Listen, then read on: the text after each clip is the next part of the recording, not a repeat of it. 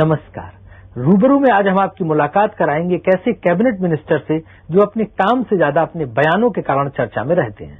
अपने संसदीय जीवन के ज्यादातर साल उन्होंने अपोजिशन में गुजारे हैं, लिहाजा आज जब वे सत्ता में हैं तब भी उनके तेवर नहीं बदले हैं। अभी कुछ दिन पहले तक वे एक सर्विस चीफ की बर्खास्तगी के फैसले के कारण सुर्खियों में थे।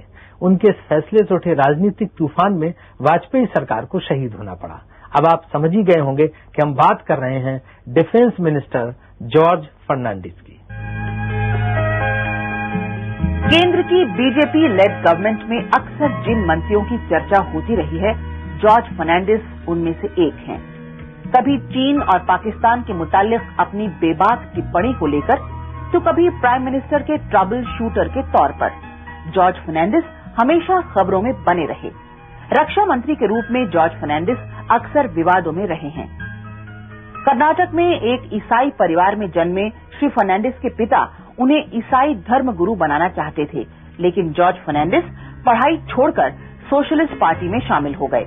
उनके इस फैसले का हश्र ये हुआ कि लगभग 20 वर्ष की आयु में उन्हें अपना घर छोड़ना पड़ा और सन 1950 में वे मुंबई आ गए। वहां उन्होंने कामगारों की एक यूनियन बनाई और धीरे धीरे उनकी पहचान एक आक्रामक ट्रेड यूनियन लीडर की बनती चली गई। इसी दौरान 1967 में मुंबई साउथ पार्लियामेंट्री सीट से वे पहली बार सांसद चुने गए।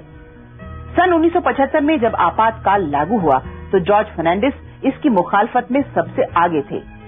बड़ौदा डायनामाइट कांड में उनकी भागीदारी और इस खिलाफत ने उनकी जुझारू इमेज को और भी पुख्ता किया। इसके लिए उन्हें जेल भी जाना पड़ा। 1977 में जनता पार्टी की सरकार में वे उद्योग मंत्री बनाए गए और 1989 में जनता दल की सरकार में वे रेल मंत्री बने।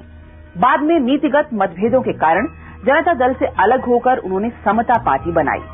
1996 और 1998 में उन्होंने बीजेपी से चुनावी तालमेल किया और 1998 में केंद्र में बीजेपी लेड गवर्नमेंट बनने पर उन्हें डिफेंस मिनिस्टर बनाया गया।